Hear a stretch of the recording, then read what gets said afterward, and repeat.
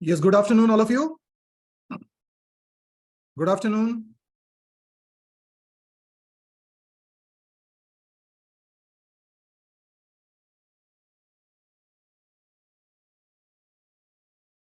Good afternoon.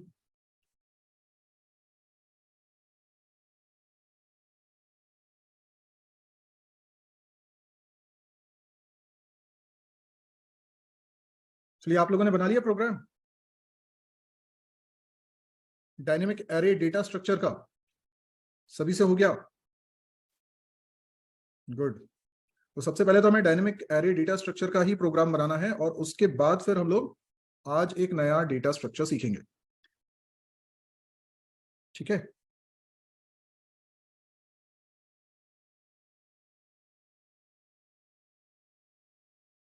मेरा video दिख रहा है?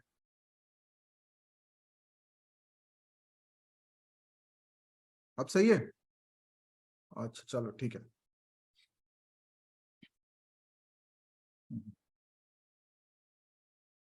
चलो भाई।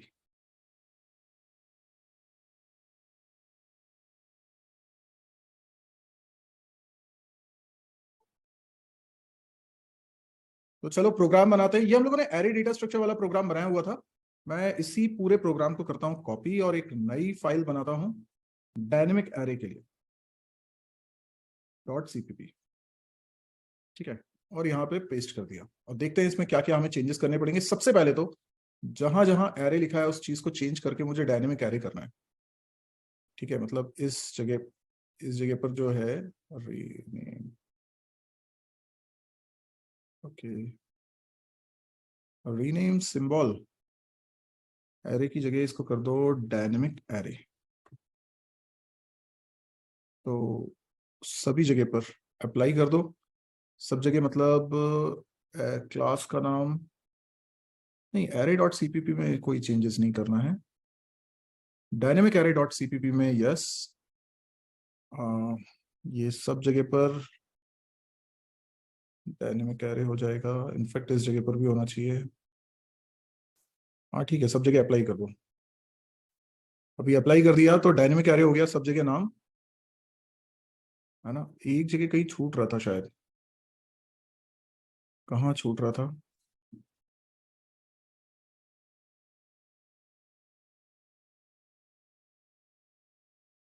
राज सिंह कह रहे हैं इसमें इनहेरिट नहीं कर सकते। किसको इनहेरिट करना है आपको? एरे को इनहेरिट करके डायनेमिक एरे बनाना है? बना सकते हो। एरे को इनहेरिट करके डायनेमिक एरे बना सकते हो। और अगर ऐसा करोगे तो सिर्फ हमको कुछ फंक्शनैलिटीज जिनमें चेंजेस करने हैं उनको ओवरराइड कर देंगे। बिल्कुल हो सकता है। ठीक है, पर फिलहाल मैं इसको अलग से ही बना रहा हूं। तो यहां पर भी कैपेसिटी, अच्छा किस किस में चेंजेस आएंगे? एक तो इसके अंदर एक दो फंक्शंस नए बनेंगे। कौन से फंक्शंस नए बनेंगे? Half array and full array. ठीक है, मैं उनको प्रोटेक्टेड भी बना सकता हूं ताकि यूजर ऑब्जेक्ट डॉट करके कॉल ना कर सके। तो मैं एक तो फंक्शन बनाना चाहता हूं double array. Double array, double array, yes, double array. ठीक है, और एक बनाना चाहता हूं हाफ एरे। ठीक है, तो इस तरीके से दो दो फंक्शंस हम बना देंगे। और हमें चेंजेस कहां पे करने पड़ेंगे? किस किस फंक्शन में चेंजेस करने पड़ेंगे बताइए? यस, इंसर्ट में चेंजेस करने पड़ेंगे और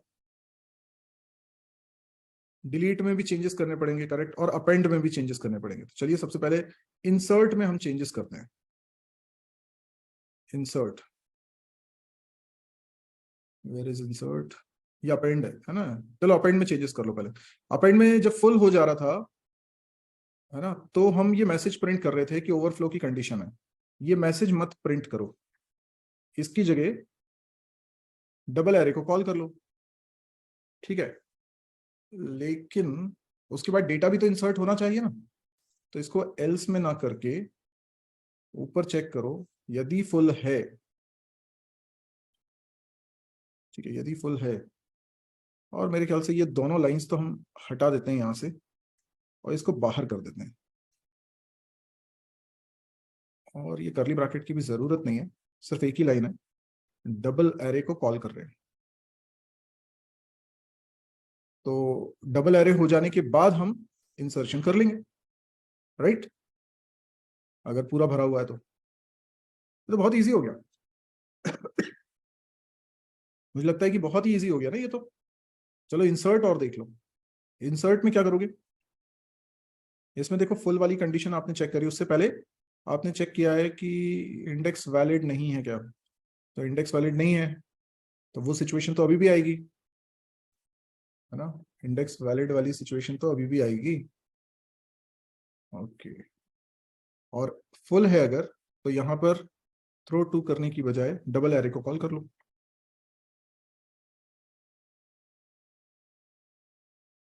ठीक है ना?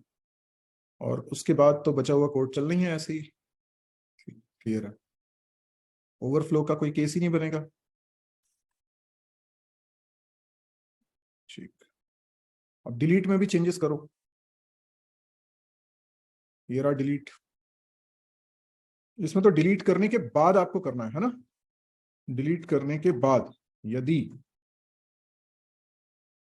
यदि लास्ट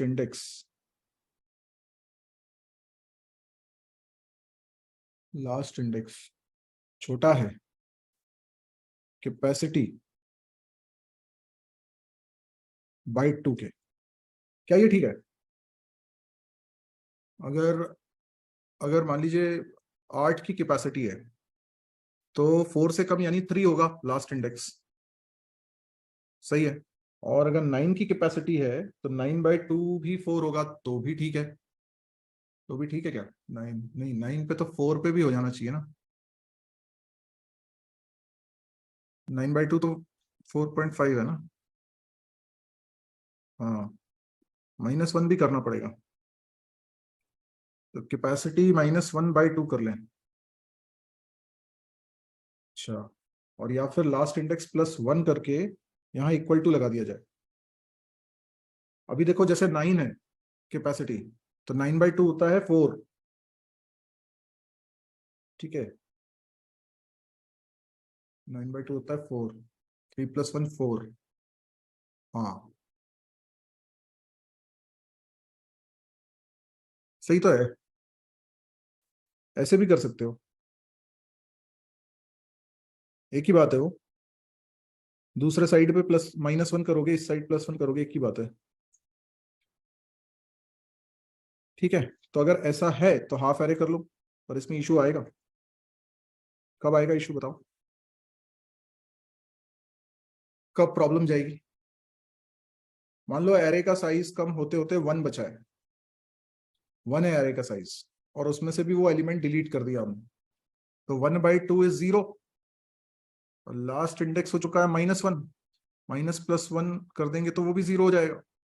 तो और हाफ करने को बोल रहे हैं, और हाफ करने का मतलब कैपेसिटी 0 हो जाएगी, है ना? तो हम ये भी देख लें हम्म, कि capacity should be greater than 1। Capacity 1 से ज्यादा होनी चाहिए, तभी हाफ एरे को कॉल कर सकते हो। क्लियर है? ये हो गया। Now we have to define half array, double array.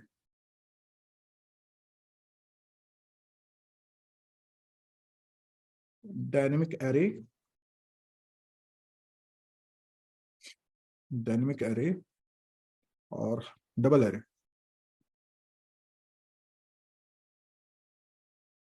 इसी तरीके से डिफाइन करना रहेगा, डायनेमिक एरे, हाफ एरे।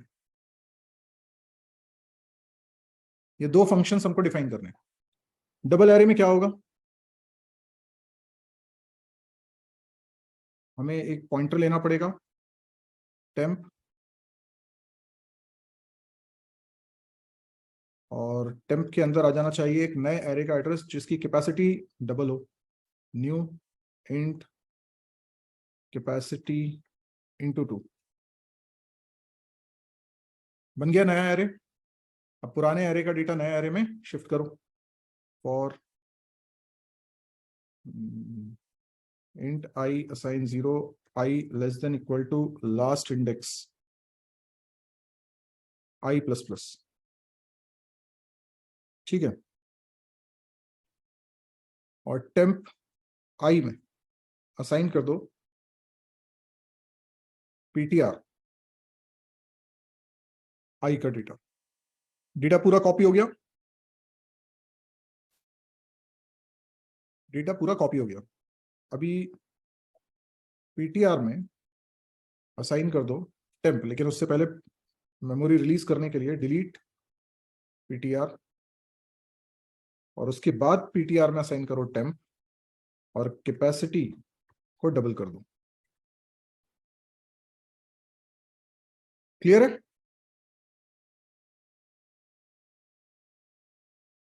बस ऐसा ही कोड हमें हाफ एरे में भी करना है।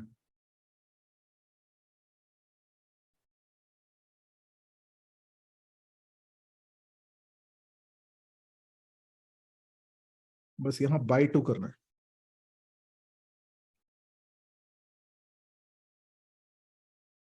बोलिए, क्लियर हुआ? इजी था? यस अगर बताइए क्या प्रॉब्लम?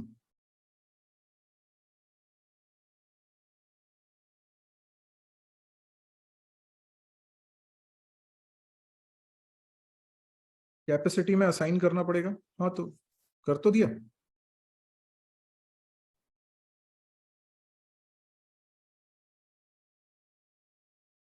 कैपेसिटी में असाइन तो कर दिया, और मतलब और कुछ बोल रहे हो क्या?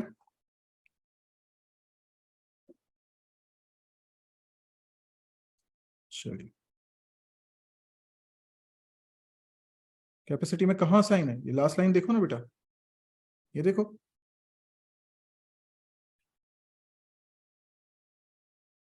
चलो ठीक है, तो ये हमारा डायनेमिक एरे हो गया कंप्लीट। अब हम लोग बात करते हैं अगले डेटा स्ट्रक्चर की। ठीक है, अगला डेटा स्ट्रक्चर हम लोग देखेंगे।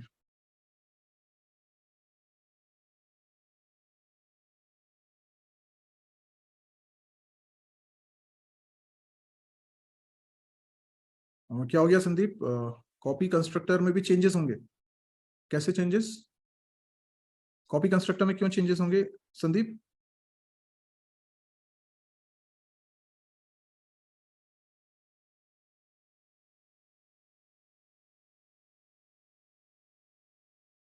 कैपेसिटी तो जीरो हो ही नहीं रही ना।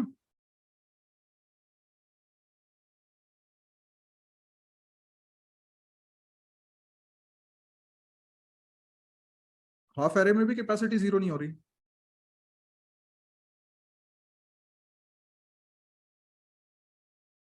हाफ एरे को जब आप कॉल कर रहे हो डिलीट फंक्शन से, तो हमने कंडीशन में चेक कर लिया ना, कैपेसिटी 1 से ग्रेटर होगी तभी हाफ एरे कॉल होगा।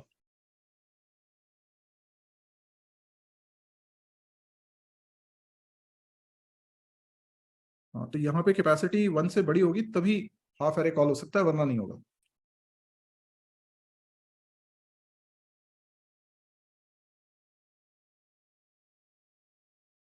सागर ऐसा क्यों करना पड़ रहा है आपको?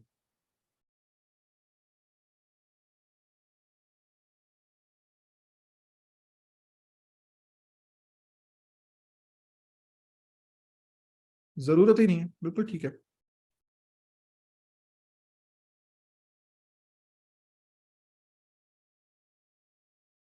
क्या हो गया इंसर्ट फंक्शन के अंदर? ओके, नवीन कुमार कह रहे हैं कि इंसर्ट एरे में इफ कंडीशन में इंडेक्स ग्रेटर देन कैपेसिटी -1 होगा।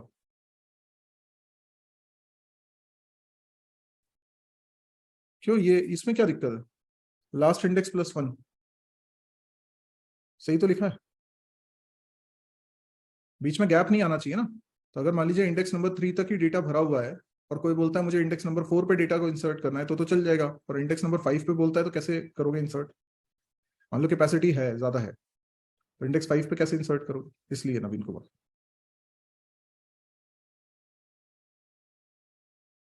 ठीक है, अभी क्लियर है? दो डेटा स्ट्रक्चर्स हम लोगों ने कंप्लीट कर लिए हैं। अब हम तीसरा डेटा स्ट्रक्चर देख रहे हैं, that is singly link list. अरे रंजन, क्या अभी डाउट बचे ही है तुम लोगों के? बताओ। अगर डिस्ट्रक्टर कॉल होगा तो पीटीआर डिलीट हो जाएगा? पीटीआर नहीं डिलीट होगा, पीटीआर जिसको पॉइंट करता है वो डिलीट होगा।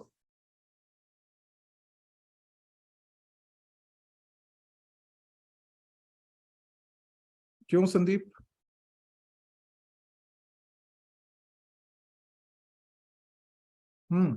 समझ में आया रंजन? पीटीआर नहीं डिलीट हो रहा है, पीटीआर जिसको पॉइंट कर रहा है वो डिलीट हो रहा है। चलिए अब शुरू करूं? कुछ रह गया हो तो बोलो।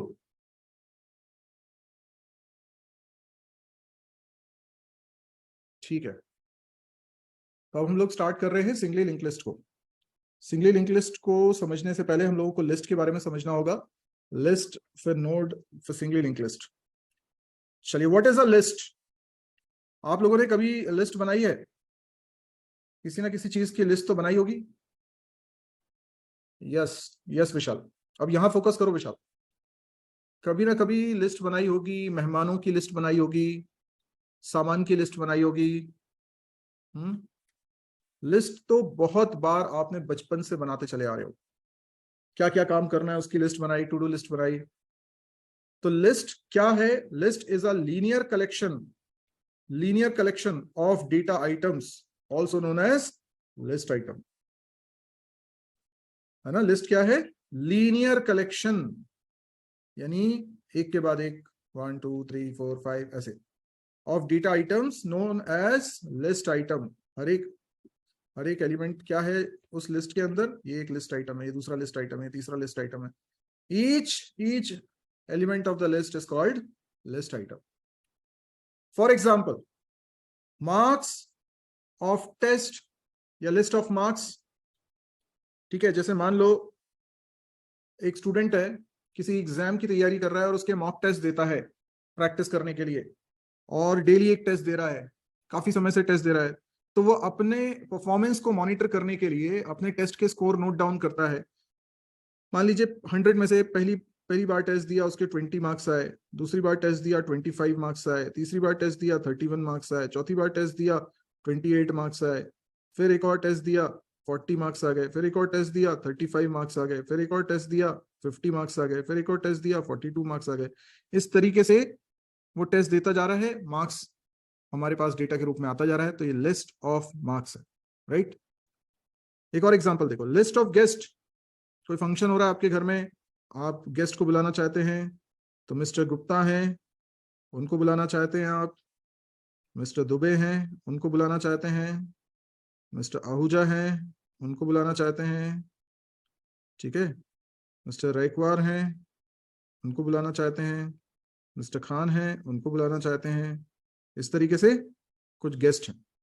ठीक, आप लिस्ट ऑफ स्टूडेंट्स बना रहे हैं, तो अब स्टूडेंट क्या है? स्टूडेंट का कुछ रोल नंबर है, लाइक 101। स्टूडेंट का कुछ नाम है, जैसे कि राहुल। स्टूडेंट का कुछ एज है, लाइक 16। फिर एक और स्टूडेंट है, उसका कुछ रोल नंबर है, उसका नाम है दीप्ति। फिर उसकी एज है 17। फिर एक और स्टूडेंट है, उसका नाम है रवि, और उसकी एज है 16। एक और स्टूडेंट है, उसका नाम है सूरज, उसकी एज है 18। इस तरह से कुछ नंबर ऑफ स्टूडेंट्स हैं हमारे पास। तो लिस्ट ऑफ स्टूडेंट्स हो गई। अभी मैंने 3 एग्जाम्पल दिए आपको। पहला एग्जाम्पल लिस्ट ऑफ मार्क्स, दूसरा example list of guest names, तीसरा एग्जाम्पल लिस्ट ऑफ स्टूडेंट्स। मुझे ये बताइए, पहले वाले एग्जाम्पल में लिस्ट आइटम किस टाइप का है? लिस्ट आइटम किस टाइप का है? साहिल, सवाल नहीं समझ में आया? लिस्ट आइटम किस टाइप का है पीयूष? इंट टाइप का है। संदीप कुमार, लिस्ट आइटम किस टाइप का है? इंट टाइप का है। दूसरे वाले एग्जाम्पल में लिस्ट आइटम किस टाइप का है? लिस्ट आइटम किस टाइप का है? कैर एरे और स्ट्रिंग। स्ट्रिंग अभी आपने पढ़ा नहीं है C++ में, वो हम पढ़ेंगे, लेकिन हमारे कोर्स का पार्ट है, उसको आगे हम देखेंगे। तो स्ट्रिंग को हैंडल करने के लिए या तो कैर एरे बनाया जाता है, जो कि कन्वेंशनली हम सी लैंग्वेज से बनाते चले आ रहे हैं, और दूसरा है स्ट्रिंग भी यूज कर सकते हैं। स्ट्रिंग भी एक डेटा टाइप होता है C++ में, पर वो STL पढ़ेंगे तब आएगा। तीसरे एग्जाम्पल में लिस्ट आइटम किस टाइप का है? तो ये नॉन प्रिमिटिव डेटा टाइप है, शायद स्टूडेंट, ये कोई स्ट्रक्चर हो सकता है, कोई क्लास हो सकती है।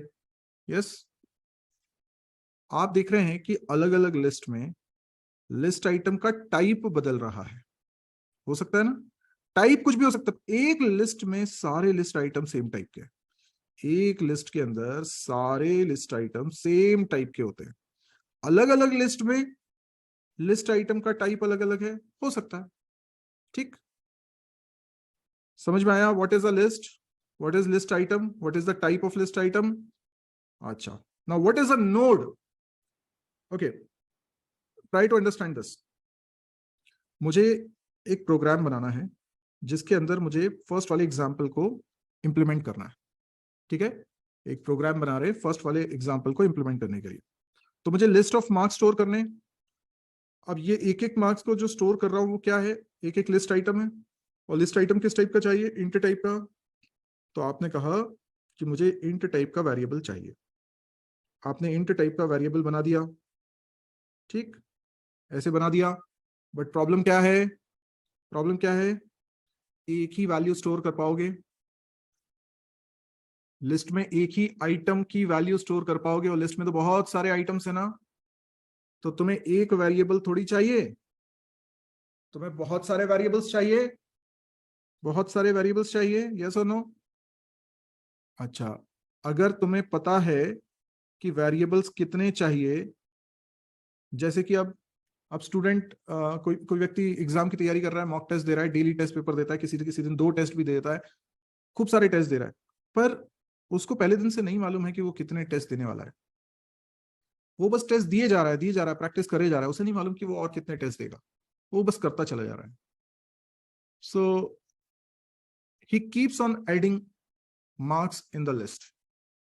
So the nature of list is dynamic. The size of list is not fixed. List के अंदर कितने आइटम्स आएंगे ये फिक्स है क्या? अगर फिक्स होता तो एरे यूज करते।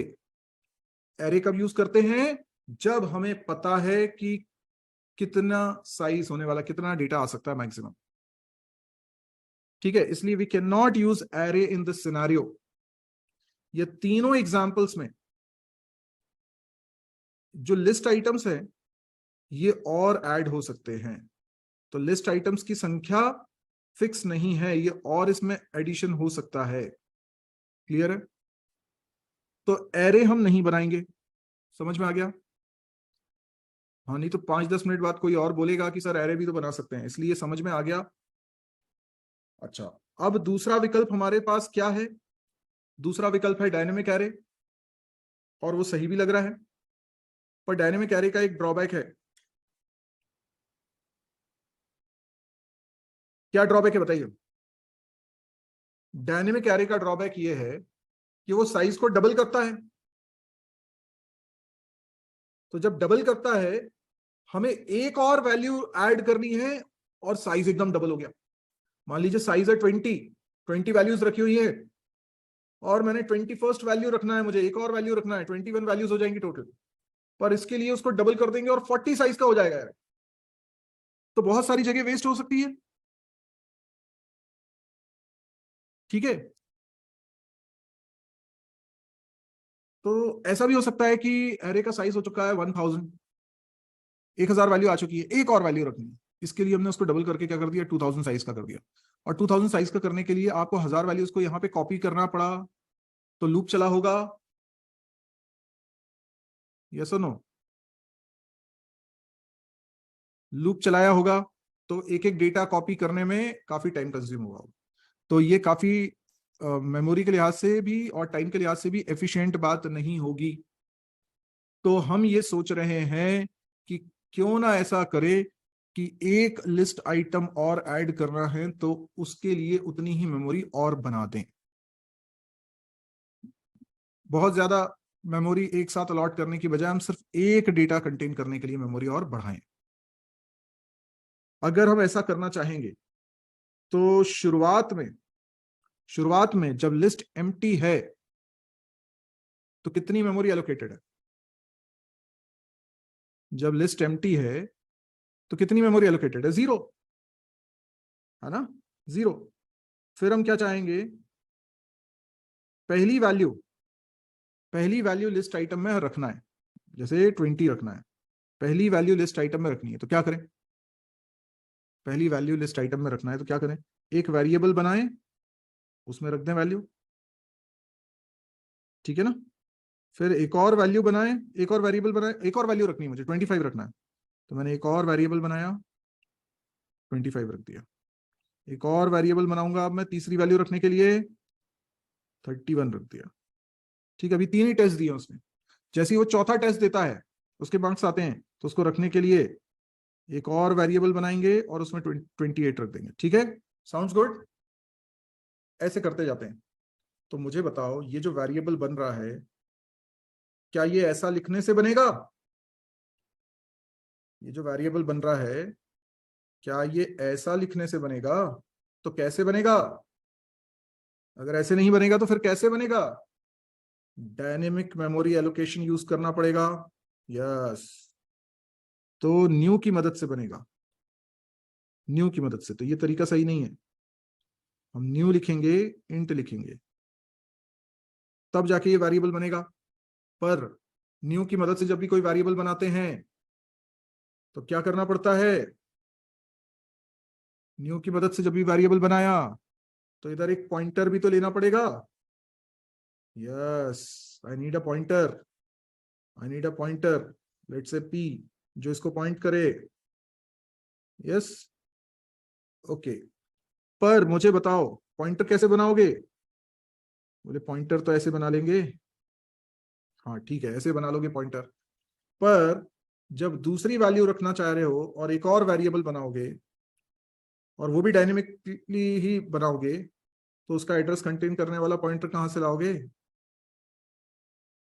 एक और पॉइंटर चाहिए। अच्छा, तो फिर बेटर है इसका नाम हम रख लेते हैं P1। ठीक है, ये P1 है। और एक और पॉइंटर हम बनाना चाहते हैं P2, जो इसको पॉइंट करे। ठीक है, तो ये P2, एक पॉइंटर और बना देते हैं P2। अरे लेकिन फिर जब तीसरा वेरिएबल बनेगा डायनेमिकली, तो उसके लिए भी तो पॉइंटर चाहिए, उसके लिए भी तो पॉइंटर चाहिए ना, एक और पॉइंटर। तो भाई मैं ऐसे कितने पॉइंटर बना लूं पहले से? कितने पॉइंटर्स बना लूं? It is not fixed. अगर मुझे ये पता होता कितने पॉइंटर्स बना लूं, तो मुझे ये भी तो पता होता कि कितने वेरिएबल्स बनाने की जरूरत है, तो फिर मैं तो एरे यूज कर लेता ना। तो पहले से मैं पॉइंटर की संख्या कैसे डिसाइड कर सकता हूँ? डायनेमिकली इनको बना रहा हूं तो पॉइंटर तो मुझे चाहिए ही चाहिए। प्रॉब्लम समझ में आई? तो फिर इस प्रॉब्लम का सोल्यूशन यही हो सकता है कि पॉइंटर्स भी डायनेमिकली बना लिए जाए। पर पॉइंटर वेरिएबल डायनेमिकली बनाओगे न्यू की मदद से, तो फिर इसका भी तो एड्रेस कंटेन करने के लिए कोई पॉइंटर चाहिए पड़ेगा। अगर पॉइंटर को भी डायनेमिकली बनाओगे न्यू की मदद से, तो पॉइंटर वेरिएबल का एड्रेस कंटेन करने वाला भी तो कोई पॉइंटर चाहिए पड़ेगा। तो वो कितने बना लोगे? हम्म, वो भी डायनेमिकली बनाओगे, तो फिर उसका एड्रेस कंटेन करने वाले पॉइंटर भी तो बनाने पड़ेंगे। और वो भी कितने बनाओगे? कुछ आ रही है बात समझ में? तो डायनेमिकली तो बनाना पड़ेगा, ये तो बात सही है, क्योंकि पॉइंटर की संख्या फिक्स नहीं है, डायनेमिकली तो बनाना पड़ेगा। लेकिन लेकिन उसका भी एड्रेस कंटेन करने के लिए कोई चाहिए, ये प्रॉब्लम आ रही है। तो हमने विचार किया, क्यों ना ऐसा करें कि शुरुआत में एक पॉइंटर बना लें, शुरुआत में एक पॉइंटर वेरिएबल बना लें, कुछ भी नाम रख लो, स्टार्ट रख लो। ठीक है, ये पॉइंटर वेरिएबल नहीं राज सिंह, सुनो, ये पॉइंटर वेरिएबल जब लिस्ट के पहले आइटम को स्टोर करना है, तो तुम एक इंट टाइप का वेरिएबल बना रहे हो डायनेमिकली, जिसमें 20 रखने वाले हो। तुम जब तक तुमने इसको नहीं बनाया था तब तक स्टार्ट पॉइंटर यूटिलाइज नहीं हो रहा था, यस और नो? जैसे ही तुमने ये पहला वेरिएबल क्रिएट किया डायनेमिकली, इस पॉइंटर की उपयोगिता समझ में आने लगी। समझ में आया? तो ये पॉइंटर तुमने पहले बना लिया था स्टार्ट, इस उम्मीद में कि जब भी लिस्ट आइटम की पहली वैल्यू आएगी तब के लिए ये पॉइंटर है। अरे नहीं समरीन, स्टार्ट में पॉइंटर की एड्रेस नहीं है, स्टार्ट खुद एक पॉइंटर है। समरीन ध्यान से सुनो, बी अ गुड लिसनर। इतना सिलसिलेवार बताया, अभी आपको नहीं आया समझ में? बेटा स्टार्ट एक पॉइंटर है इंट टाइप का। क्या मैंने 2 स्टार लगा के बनाया? नहीं ना। तो ये पॉइंटर का एड्रेस क्यों रखेगा? ये तो इंट वेरिएबल का एड्रेस रखेगा ना। लगाओ कॉमन सेंस।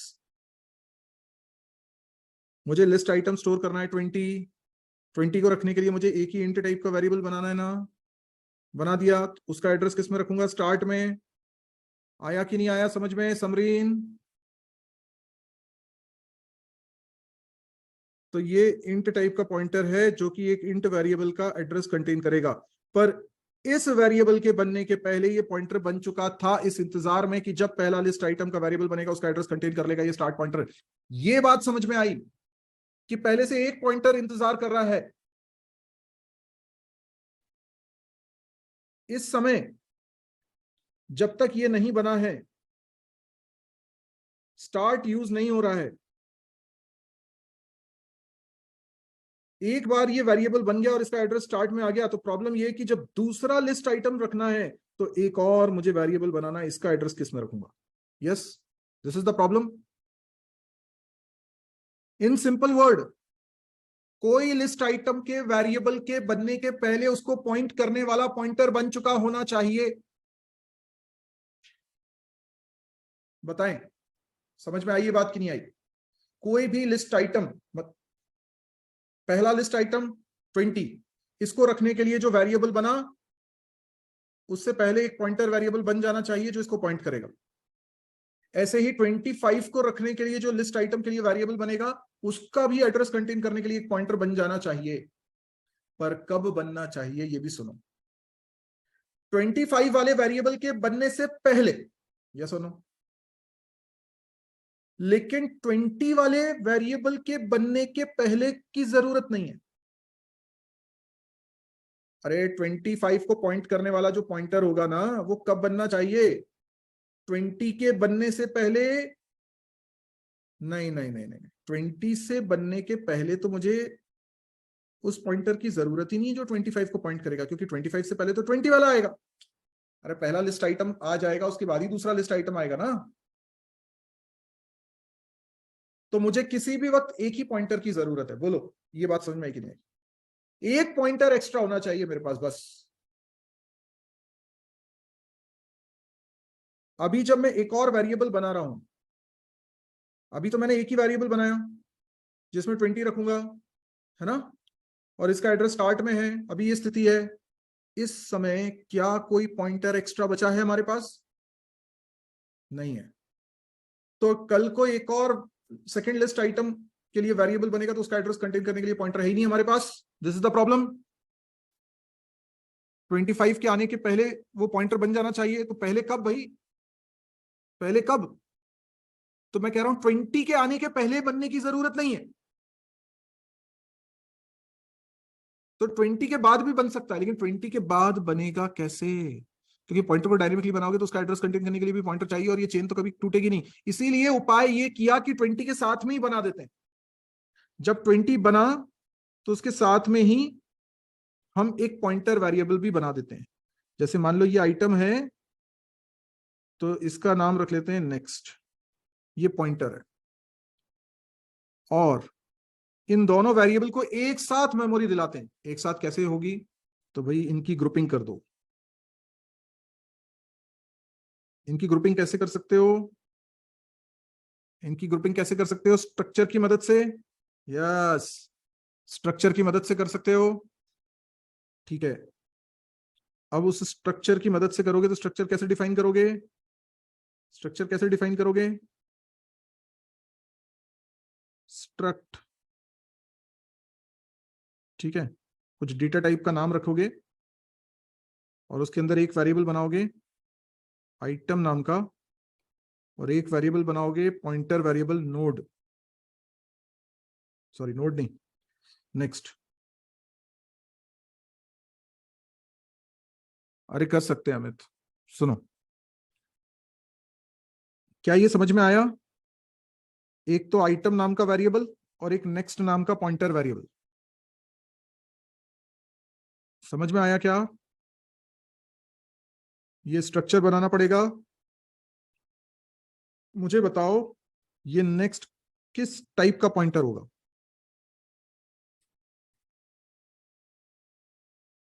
अभिजीत ध्यान से सुनो बेटा, तुम मेन चीज मिस कर गए हो।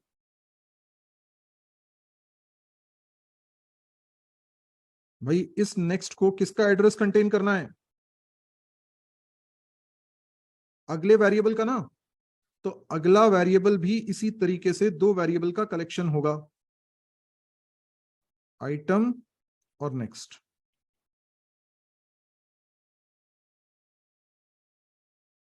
और ये जो नेक्स्ट है ये पॉइंट कर रहा होगा इस पूरे को। मुझे बताओ क्या ये पूरा इंट टाइप का है? ये पूरा इंट टाइप का है क्या? अगर इंट टाइप का नहीं है तो क्या ये पॉइंटर इंट टाइप का होना चाहिए? जिस टाइप के ब्लॉक का एड्रेस पॉइंटर कंटेन करता है, पॉइंटर का टाइप भी वही होना चाहिए ना। तो ये जो नेक्स्ट पॉइंटर है इसका टाइप ये होना चाहिए ना। तो उसका नाम, डेटा टाइप का नाम हम रख रहे हैं node. Node, so what is a node? Clear हुआ? नोड दो चीजों का कलेक्शन है, एक लिस्ट आइटम और दूसरा pointer to the next node. और नेक्स्ट पॉइंटर जो है ये भी नोड टाइप का है। क्लियर हुआ?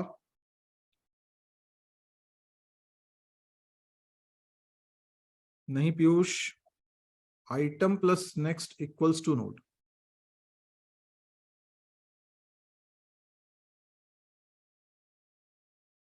साहिल तुम नहीं समझे क्या? हमें इस पूरे नोड का एड्रेस कंटेन करना है, तो स्टार्ट किस टाइप का होगा? स्टार्ट किस टाइप का होगा? स्टार्ट भी नोड टाइप का होगा। कोई गधा ही होगा जो इंट टाइप बोलेगा। अरे स्टार्ट के अंदर इसका एड्रेस रखना है ना, तो ये तो नोड है ना। तो स्टार्ट भी किस टाइप का होना चाहिए? नोड टाइप का, ताकि स्टार्ट इसको पॉइंट करे। अब देखो लिस्ट के अंदर दो लिस्ट आइटम आ चुके हैं, दो लिस्ट आइटम आ चुके हैं। पहले नोड का एड्रेस कंटेन करने के लिए स्टार्ट है, दूसरे नोड का एड्रेस कंटेन करने के लिए पहले नोड के अंदर का नेक्स्ट है। तो फिर ये अगला नेक्स्ट ये क्यों बना हुआ है? ये भी तो पॉइंटर है, इसमें तो हम कुछ रख ही नहीं रहे। ये किस पर्पज से काम आएगा? ये किस पर्पज से काम आएगा? जब तीसरी वैल्यू लिस्ट में रखनी होगी तो एक और नोड टाइप का वेरिएबल डायनेमिकली बनवाया जाएगा, डायनेमिकली उसका एड्रेस कंटेन करेगा। क्लियर है? तो ऐसे करते हुए लिस्ट में कोई आखिरी नोड भी होगा। अब ये भला कैसे पता चलेगा कि कौन सा नोड आखिरी नोड है? बताओ, ये कैसे पता चलेगा कि कौन सा नोड आखिरी नोड है? बताइए, ये कैसे पता चलेगा कौन सा नोड आखिरी नोड है?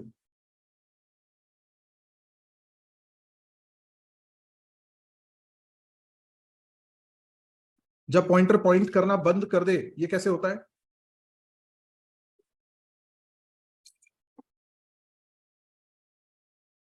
नल से। सभी को मालूम है नल क्या होता है? NULL। पॉइंटर वेरिएबल के अंदर अगर नल रख दिया जाए तो वो नल पॉइंटर बन जाता है। इसका मतलब है वो किसी को पॉइंट नहीं कर रहा है। तो लास्ट नोड के नेक्स्ट में नल रखा होगा, और इस नल के कारण ही हमें पता चलेगा ये लास्ट नोड है, वरना इसके अंदर गार्बेज वैल्यू हुई तो हमें लगेगा ये अगले नोड का एड्रेस है।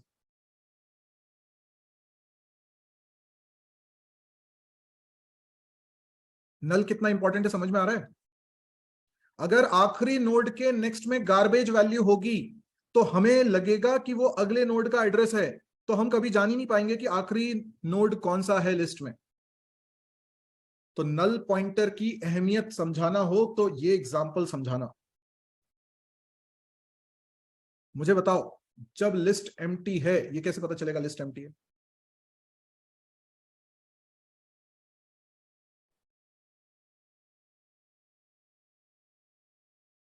स्टार्ट में भी शुरुआत में क्या होगा? नल होगा। देखो अगेन नल, नल कितना इंपॉर्टेंट हो गया। नल से ही मुझे पता चलेगा कि लिस्ट एम्प्टी है कि नहीं। अगर स्टार्ट में गार्बेज वैल्यू हुई तो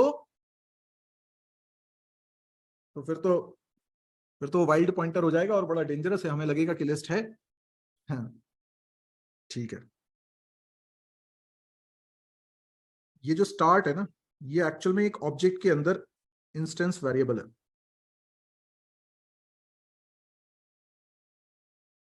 ये समझ में आई बात? ये इंस्टेंस वेरिएबल है एक ऑब्जेक्ट के अंदर।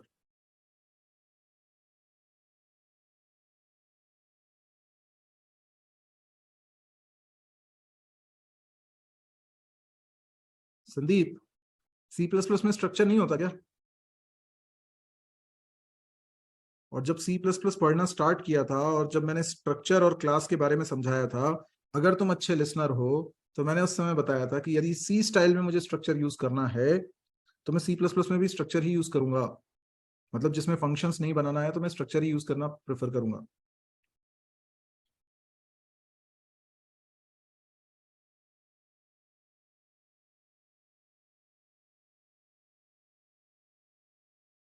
स्टार्ट इंस्टेंस मेंबर वेरिएबल होगा ऑब्जेक्ट के अंदर। आया समझ में?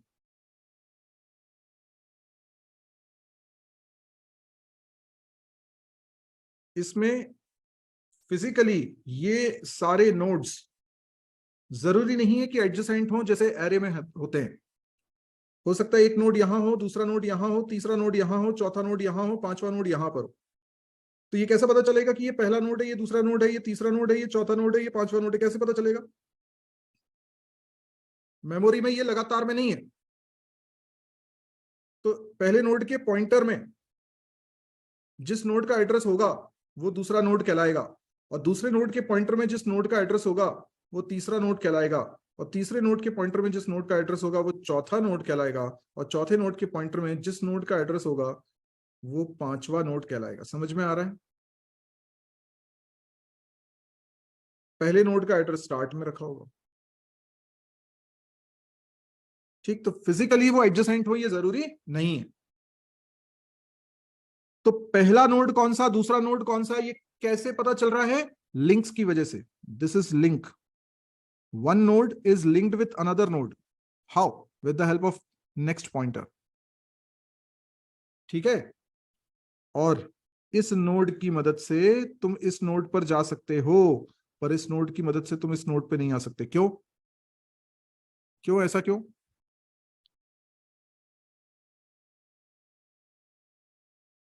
इस नोड की मदद से तुम इस नोड पर जा सकते हो क्योंकि इसमें एड्रेस है अगले नोड का, पर इस नोड की मदद से तुम पीछे वाले नोड पर नहीं जा सकते। तो तुम इसको एक ही डायरेक्शन में एक्सेस कर पाओगे, वन बाय वन। एरे में जैसे इंडेक्सिंग का कॉन्सेप्ट होता है और इंडेक्स की मदद से आप किसी भी ब्लॉक पे पहुंच जाते हो, यहाँ ऐसा नहीं है। आपको इस ब्लॉक पर पहुंचने के लिए इस तक पहुंचना पड़ेगा, क्योंकि इसी के पास वो नेक्स्ट है जो इस ब्लॉक का एड्रेस कंटेन कर रहा है।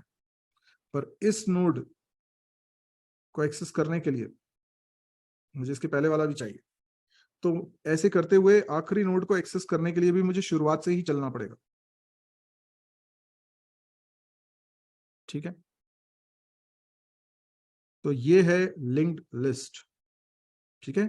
This is called linked list, या फिर बोल सकते हैं सिंगली लिंक्ड लिस्ट। ऑब्जेक्ट में क्या है? सिर्फ स्टार्ट।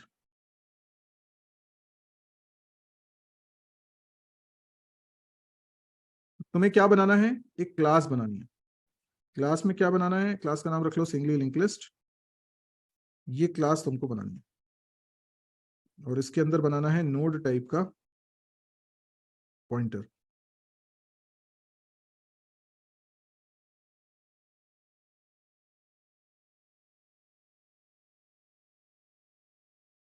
ठीक। एक नोड में दो ही चीजें, आइटम और नेक्स्ट। हो जाएगा ये?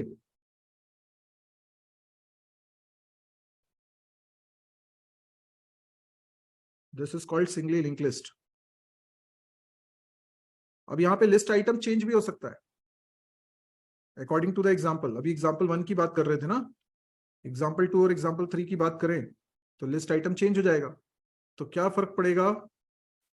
फर्क सिर्फ इतना पड़ेगा कि जो जो ये आइटम वेरिएबल बना रहे हो, इसका टाइप इंट की जगह कुछ और हो जाएगा। ठीक है?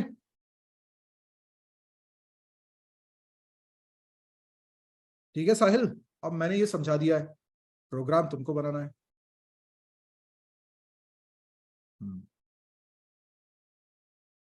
सिंगली लिंक लिस्ट में इंसर्शन करना है। तो इंसर्शन हम 3 तरीके से कर सकते हैं। पहला, at the beginning of list. दूसरा, एज अ लास्ट नोड। तीसरा, आफ्टर अ नोड। एक सिंगली लिंक लिस्ट में या तो तुम एक और वैल्यू ऐड कर रहे हो, तो जरूरी नहीं कि आखिरी में ही ऐड करना है। तुम्हारे पास ऑप्शन है, तुम आखिरी में भी ऐड कर सकते हो, शुरुआत में भी ऐड कर सकते हो, और आफ्टर अ पर्टिकुलर नोड भी ऐड कर सकते हो। जैसे मुझे एक और वैल्यू ऐड करनी है 60, मे बी मुझे 42 के बाद करनी हो, मे बी 20 के पहले ही करनी हो, या फिर हो सकता है बीच में कहीं। क्लियर?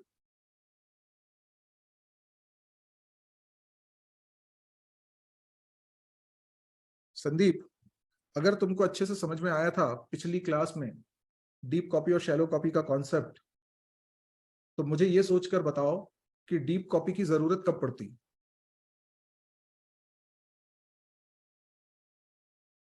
डीप कॉपी की जरूरत कब पड़ती बताओ।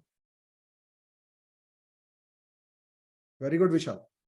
जब ऑब्जेक्ट में, देखो संदीप इसलिए बोलते बी अ गुड लिसनर, जब ऑब्जेक्ट के अंदर पॉइंटर वेरिएबल हो।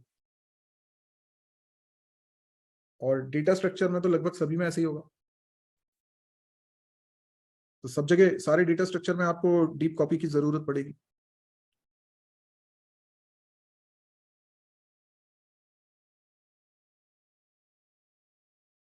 डिलीशन, आप किसी नोड को डिलीट भी कर सकते हो।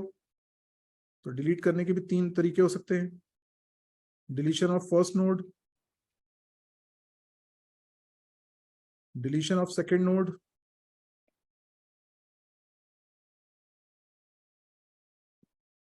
और deletion of particular node.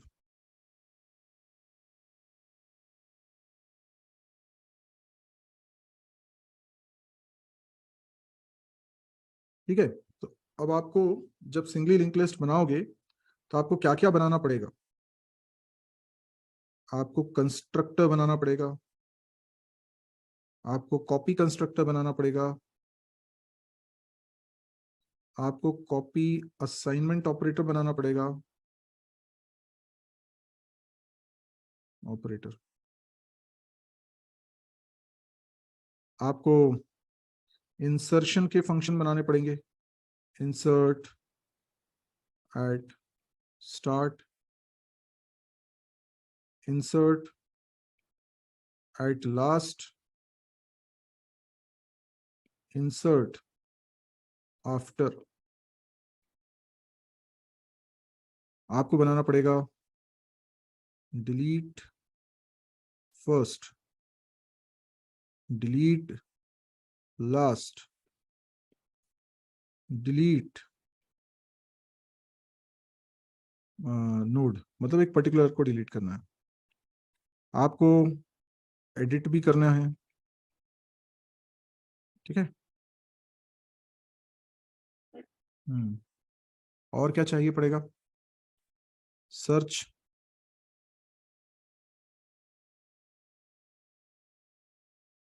Count,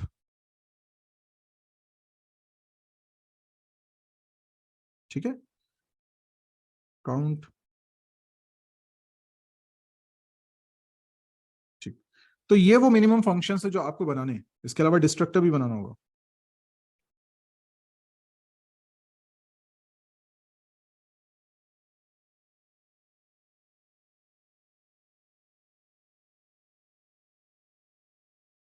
search का मतलब मैं कोई नोड सर्च कर रहा हूं, किस नोड में आइटम 35 रखा है, मैं सर्च कर रहा हूं। तो अगर कोई नोड है जिसमें 35 रखा है तो उसका एड्रेस ये रिटर्न कर देगा।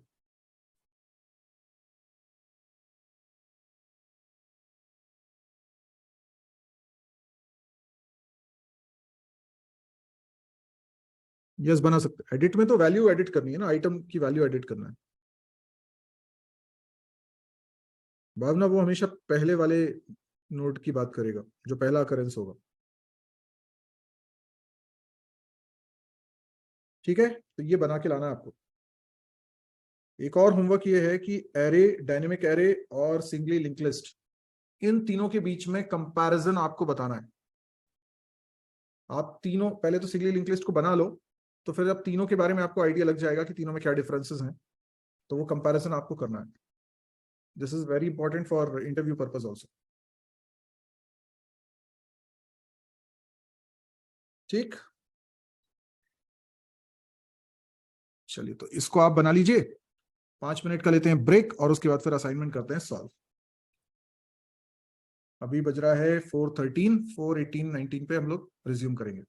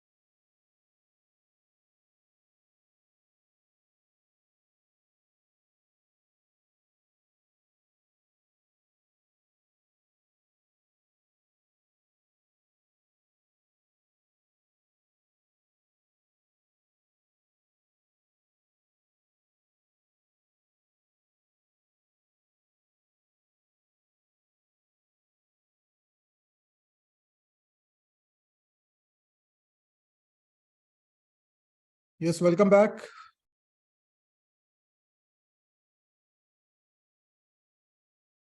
Assignment number 34.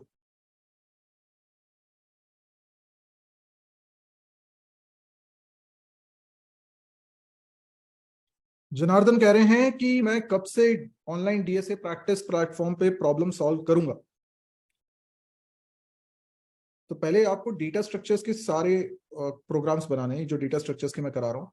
जब ये आपसे बनने लग जाएंगे, आपसे खुद से बन रहे होंगे, अगर जैसे अभी लिंक लिस्ट का दिया है, आप इसको खुद से बनाइए। पहले इस लेवल को क्रॉस करिए, तो आपके सोचने का तरीका बहुत इंप्रूव हो जाएगा। सीपी में क्वेश्चंस कैसे होते हैं, आप किसी भी कॉम्पिटिटिव कोडिंग की प्लेटफॉर्म की वेबसाइट पे जाएं, आपको क्वेश्चंस दिख जाएंगे कैसे होते हैं। संदीप, एक दिन नहीं लगेगा बेटा, 1 घंटे के अंदर तुम बना लोगे। डायग्राम बना के करना, सिंगली लिंक लिस्ट का प्रोग्राम बनाओगे तो डायग्राम बना के करना। अगर डायग्राम बना के करोगे सब बन जाएगा, बहुत इजीली बन जाएगा। ठीक है, असाइनमेंट नंबर 34 कंस्ट्रक्टर के ऊपर बेस्ड था। तो असाइनमेंट 34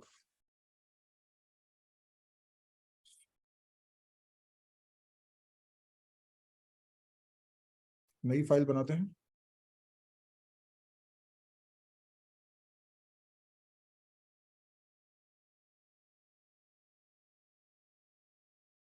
ठीक है, यहां पर hash include iostream using namespace std। देखेंगे इसके आगे और भी कुछ लगेगा। तो सबसे पहला सवाल है, define a class cuboid with length, breadth, height।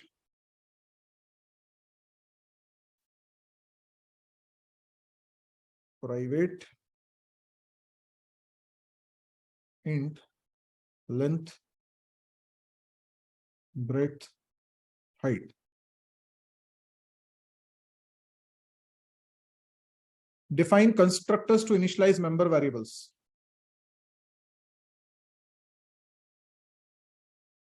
Public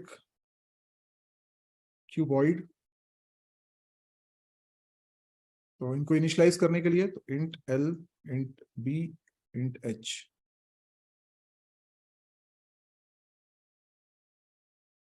बन गया था आप लोगों से ये वाला?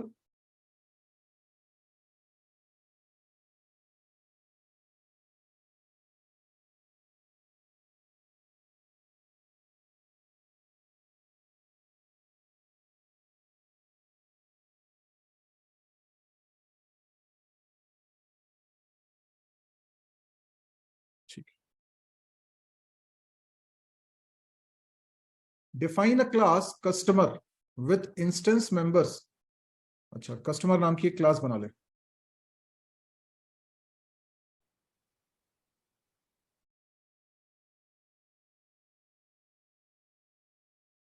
जिसके अंदर इंस्टेंस वेरिएबल है कस्ट ID,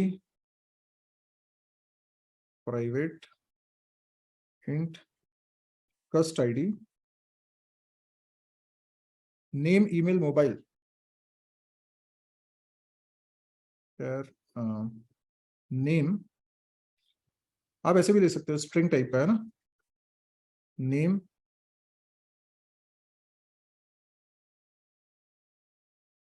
email, mobile. Mobile number में भी आपको कोई एडिशन सब्ट्रैक्शन तो कर रही नहीं, तो उसको भी स्ट्रिंग ले सकते हो। Define non parameterized constructor and parameterized constructor in the class. दोनों तरह के कंस्ट्रक्टर्स बनाने हैं। हाँ, स्ट्रिंग क्लास का नाम है।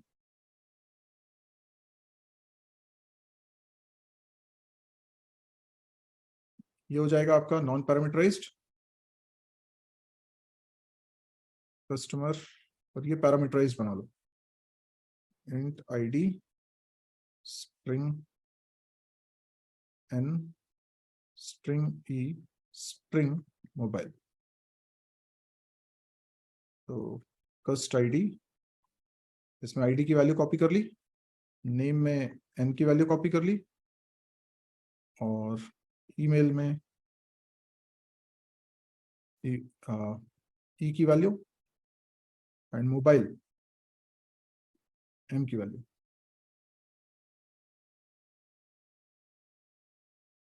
हाँ सबरिन कोई जरूरी नहीं है, वो बाय डिफॉल्ट भी प्राइवेट ही होता है।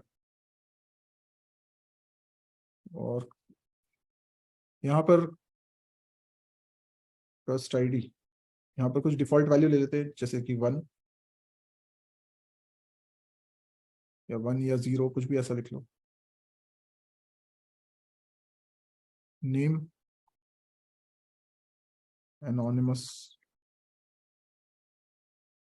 Email xyz@example.com, mobile 9988776655।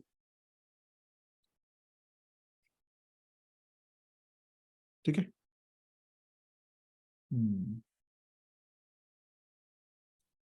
ये बन गया।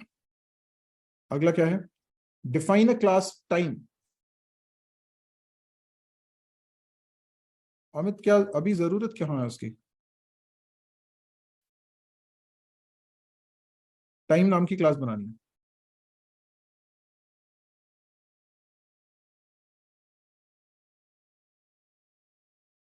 ओके, टाइम क्लास में hour minute seconds, hour minute seconds. Define constructor to initialize time object.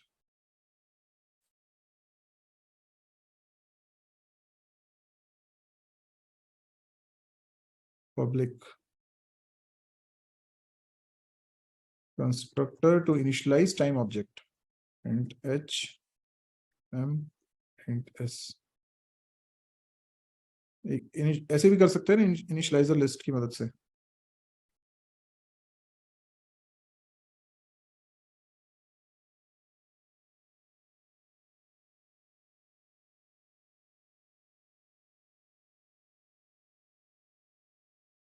ठीक।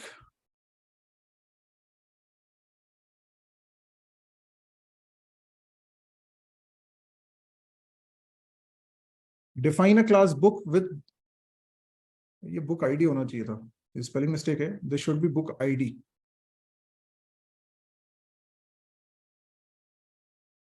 तो क्लास बनाते हैं book,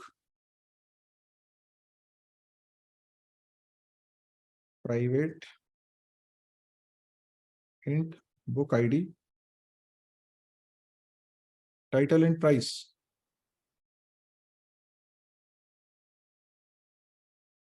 string title float price. Define non parameterize constructor and parameterize constructor in the class. दो constructor बनाने।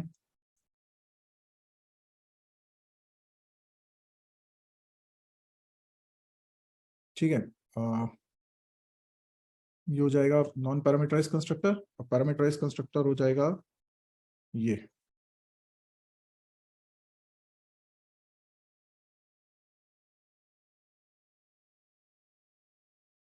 Float price.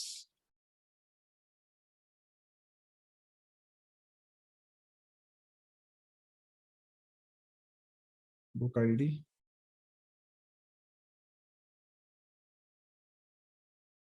Name,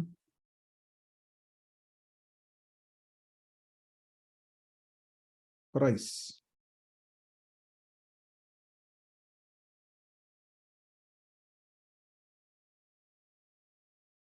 clear है?